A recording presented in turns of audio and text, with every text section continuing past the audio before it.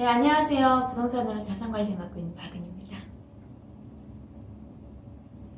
자, 오늘은 고객님들 통해서 기획부동산은 무엇인가요? 라는 질문들을 제가 좀 받아서 그 기획부동산에 대한 그리고 합법적인 부동산 컨설팅 그리고 부동산 자산관리 이런 부분에 대해서 좀 설명을 드려오고 기준을 드려야겠구나 라는 생각이 들어서 이 시간을 좀 마련하게 되었습니다.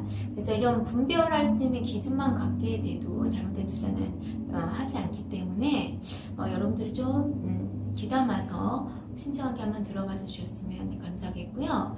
자, 일단은 제가 이 일을 하기 전에 고객의 입장에서 한번 생각을 해봤을 때 똑같은 지역과 똑같은 부동산 용어를 사용을 하고 똑같은 호재를 사용을 하다 보니까요, 소비자가 그걸 분별해낸다. 정말 어렵습니다. 정말 어려워요.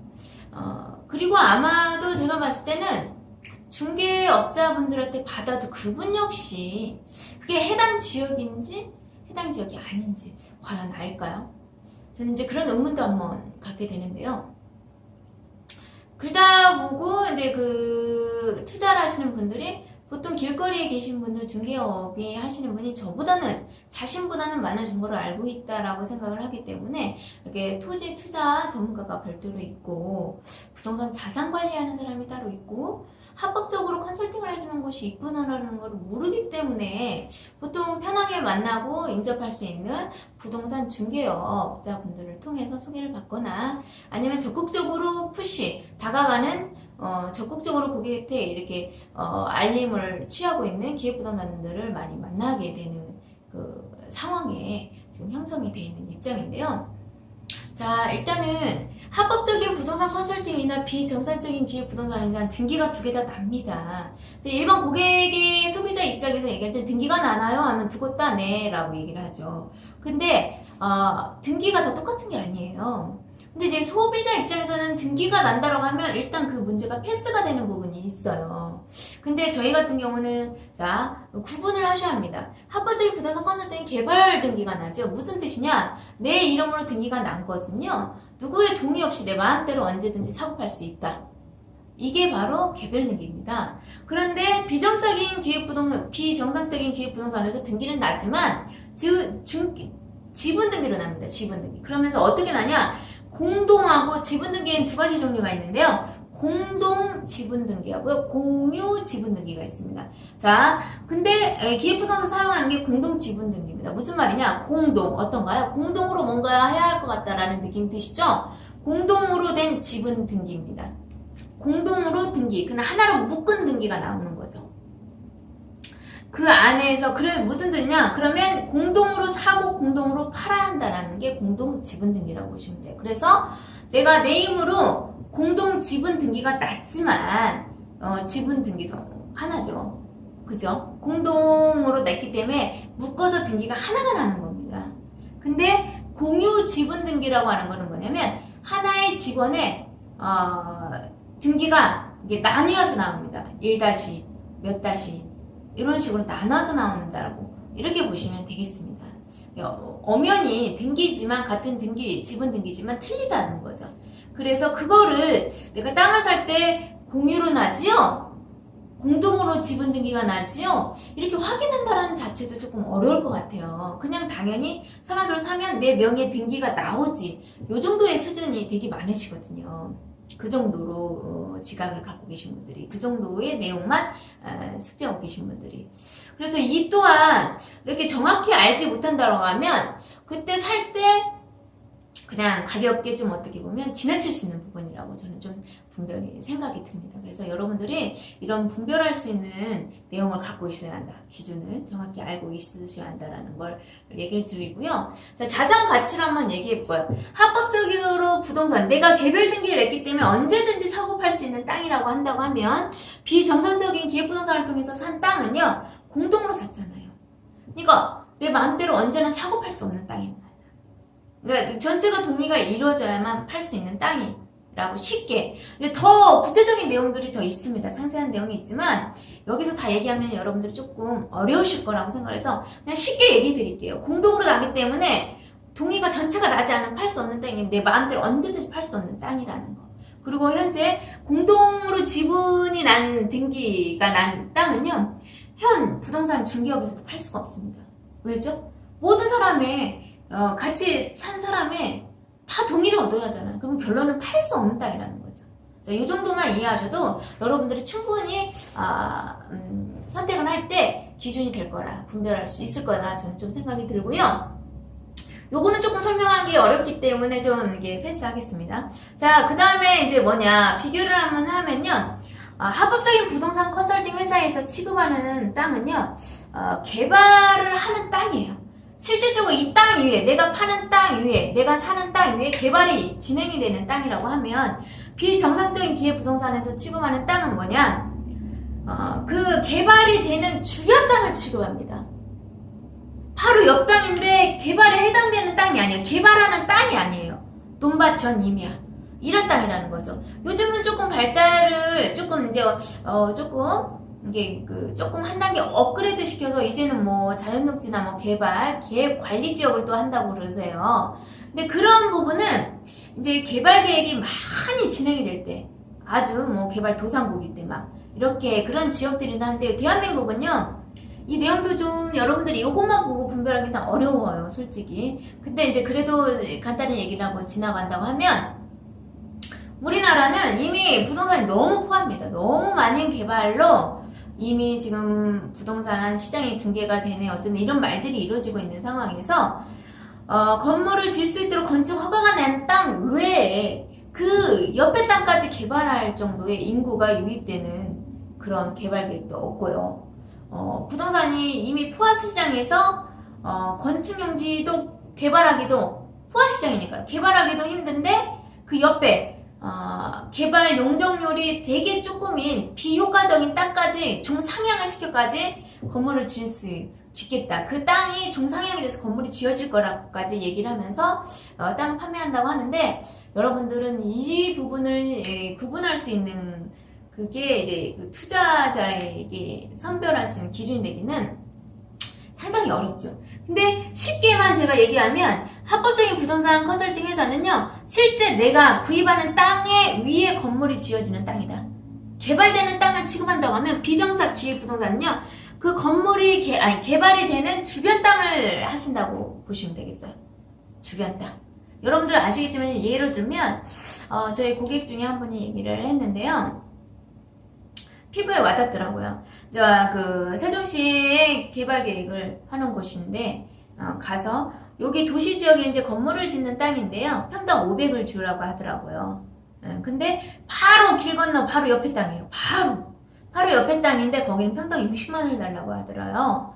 그래서 이 사람이 이제 토지 투자에 대해서 잘 몰랐고, 토지를 이제 권유를 받아서 토지라는 게 더 안정적이고 소액으로 가능하고, 올랐을 때는 집이나 뭐 상가 같은 게 뭐 50배, 100배 올랐다 이런 얘기는 못 들었지만, 땅은 그런 케이스가 있거든요. 그렇다라고 생각을 해서 이제 그런 설명을 듣고 땅을 투자를 하려고 하는데, 두 가지를 권유를 해주더래요. 이제 이쪽 평당 500이라니까 너무 비싸다고 생각을 하시니까, 그러면 그 옆에 땅 바로 이거는 평당 60만 원인데 어떻게 하겠냐라고 해서 이 사람이 뭐 두말하지 않고 60만 원짜리 땅을 샀다고 해요. 자기가 갖고 있는 돈에. 그러니까 5천만 원이면 60만 원이 몇 평을 사나요? 근데 여기는 500평이니까 10평밖에 못 사잖아요. 건물을 질 수 있는 땅이라고 하고. 그래서 이분이 선택한 거 60만 원짜리를 샀는데 1년 한 5개월 정도 있다가 1년 반 정도 있다가 가보니까 500만 원짜리 땅이 1,500만 원, 1,800만 원까지 올라갔더래요. 근데 옆에 땅은 오르지 않았대요. 그대로 있다라고 해요. 그래서 땅은 절대로 가격으로 사는 게 아니라는 걸 그때 그분이 알았다라고 하면서 얘기를 한번 하시더라고요. 여러분 정말 중요합니다. 내가 그 가격이 중요한 게 아니고, 가격에 포커스를 맞추지 말고 지역에 중심을 두지 마시고요. 내가 사는 땅에 위에 개발이 되는 땅인지를 꼭 분별하셔야 합니다. 근데 기획부동산들 같은 경우에 특징이 그 개발을 하는 주변 땅을 취급을 하기 때문에 분별할 수 있는, 소비자가 분별할 수 있는 기준이 참 약하다. 참 어렵다라는 부분이죠. 자, 그런데 이제 저희같이 그 자산 관리를 하시는 분들은 정확한 데이터를 갖고 국토교통부의 통계 자료를 그 토지이용 계획의 자료를 근거 자료를 갖고 지금 이 땅을 갖고 중심으로 도시개발 계획이 어떻게 잡혀 있는지 이런 근거들을 제시하면서 이 땅에 도로가 언제까지 완공이 되고요, 착공이 되고 언제 시작해서 이런 데이터를 정확히 드리거든요. 근데 기획부동산 같은 경우는 그냥 주변 땅을 갖고 하면서 호재만 얘기하기 때문에 여러분들이 참 분별할 수 있는 게 저도 설명을 드리지만 참 어려우시겠다라는 생각을 지금 참 들면서도 그래도 요 정도로라도 설명을 좀 드리면 고객님들이 선택을 할 때 좀 기준을 가질 수 있겠다라는 생각이 들어서 한번 설명을 드렸고요. 자, 이제 합법성을 한번 할게요. 부동산 컨설팅이나 부동산 자산관리사는 자격증을 획득해서 진행하는 반면에요. 비정상적인 기획부동산을 하시는 분들은요, 컨설팅 자격을 취하지 않고 하는 게 이제 특징입니다. 그래서 그런 것들도 좀 확인을 하시라고 제가 얘기를 드리겠고요. 자, 이제 또 이거를 좀 여러분들이 집중을 한다고 하면 많은 잘못된 투자를 하지 않는 많은 도움이 될 거라고 생각이 드는데요. 자, 여기에서 합법적인 부동산 컨설팅은요, 도로, 지적도상의 도로 분할, 이런 것들이 토지이용 계획에서 확인이 가능합니다. 지금 현재 도로 계획이 나와 있는 게 확인이 가능한 반면에 비정상적인 부동산은요, 그 땅 위에 토지이용 계획을 띄워봐도요 도로 계획성이 없습니다. 요것만 확인해도 여러분들이 잘못된 투자는 하지 않겠다라는 제가 지금 생각이 좀 드네요. 그래서 이분들이 그냥 임의로 분할한 것이 아니고 도로 계획선이 있는지 그걸 좀 확인하는 그 기준 좀 가져보시라고 좀 하고 싶고요. 자, 이제 합법적인 부동산 컨설팅하고 비정상적인 기획부동산도 요것도 좀 여러분들이 유념해서 한번 보세요. 합법적인 것은 일단 당사 회사에서 땅을 이미 매입합니다. 매입을 했다가 고객한테 재판매하는 거예요. 등기를 내서 우리 회사가 세금을 내고 용지정리하고 그거를 고객한테 등기만 내면 될 수 있도록 넘겨드리는 거죠. 근데 기획부동산의 특징이 비정상적인 기획부동산은 어떻게 하냐면요, 소비자에서 직접 고객한테 넘깁니다. 소비자에서 직접 고객한테 넘기는 등기를 해요. 특히 미등기 전매를 하는 거예요. 그러면 소비자가 내야 할 세금을 고객이 내는 거죠. 땅을 매입하면서. 저희 같은 경우는 보통 합법적인 부동산 컨설팅은 땅을 고객이 회사에서 먼저 매입을 하고 그리고 거기에 대한 세금을 내고 고객이 받거든요. 근데 비정상적인 기획부동산 같은 경우는 미등기 전매를 하기 때문에 고객이 세금을 내요. 땅을 사면서. 그게 차이입니다. 그래서 이 부분도 한번 어떤 부동산 보통 매매법인이라고 하거든요. 매매법인 회사로 등기가 난 것을 인터넷 등기로 얼마든지 확인이 가능해요. 그래서 그거를 확인을 꼭 하시고 집원에 이 회사에서 매입을 해갖고 나한테 넘겨주는 건지 꼭 확인하신다고 하면 요것만 정확히 확인하셔도 절대 잘못된 투자는 하지 않을 거라고 저는 좀 확신합니다. 대부분 기획부동산들이 고객하고 다이렉트로 이렇게 등기를 내주지 회사에서 그 회사 이름으로 등기를 받아서 내가 사서 넘기지 않거든요. 그게 또 이제 큰 차이점이다 보시면 되겠고, 또 이제 이것도 여러분들이 신중하게 생각을 하셔야 돼요. 계약서를 작성을 하실 때 합법적인 부동산 컨설팅이나 자산관리는요 절대 실거래가로 작성을 하죠. 다운계약서를 작성하지 않습니다. 그래서 셀러가 다운계약서를 권한다고 하면 한번 의심하셔야 합니다. 그 계약은 하지 않는 게 여러분들한테 또 하나의 리스크를 안을 수 있는 단점을 이렇게 보완할 수 있다라고 생각을 듭니다. 그래서 절대 비정상적인 기획부동산은 또 다운계약서를 잘 씁니다. 그리고 또 중개 부동산에서도 어때요? 가끔씩 이렇게 중개하시는 분들이 중개 스스로만으로 이제 운영이 안 되다 보니까 불법적으로 이게 불법 컨설팅을 할 때가 있어요. 그러면서 자연스럽게 다운계약서를 권유를 하거든요. 그거는 하시면 안 됩니다. 꼭 유념하시면 되겠습니다. 여러분들도 합법적인 걸로 합법적인 절차에 의한 합법적인 걸 사시려고 노력을 하셔야지 이런 다운계약서 같은 이런 그런 거를 비정상적인 걸 자꾸 하시려고 하시면 안 돼요. 그러니까 나의 탐욕이 그걸 동의하시는 거잖아요. 그러면서 리스크를 안게 되는 거거든요. 투자는 절대로 합법적인 내용을 투자를 한다고 할 때는 손해볼 일은 절대 없고요. 정상적인 등기를 내고 정상적인 절차를 밟으실 때는 투자는 절대로 원금이 보장이 되면서 합법적인 절차를 밟는다고 하면 절대 손해볼 일이 없습니다. 분명히 여러분들 투자하시는 분들이 어떤 그 불법적인 부분에 동의를 하시면서 그거를 이렇게 동의를 하고 암암리에 지나가셨기 때문에 체크하셨는데 지나가셨기 때문에 분명 불이익을 받게 되는 부분이 있어요. 그래서 다음 계약서 쓴다고 할 때 한번 여러분들이 곰곰을 다시 한번 투자를 이렇게 돌려볼 수 있는 기회를 가지셔야 한다라고 생각을 하고요. 자, 마지막인데요. 여러분들이 돈 들이지 않고 가장 내 땅에 대한 공신력인 서류가 뭐냐? 토지 이용 계획 확인서를 띄워보는 겁니다.